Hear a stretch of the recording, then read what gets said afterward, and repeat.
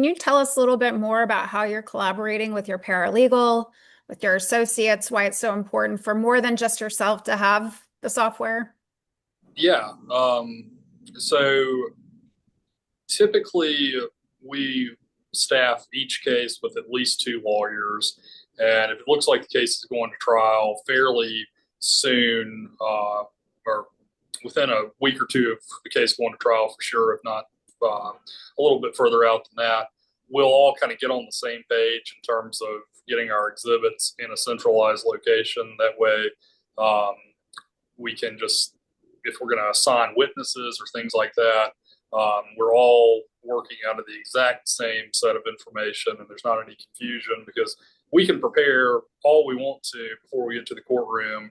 But if what I'm doing is different than what my associate's doing, and the associate's going to take a witness, then at some point we got to be able to present the information. So that's why it's important to get everybody on the same page with that.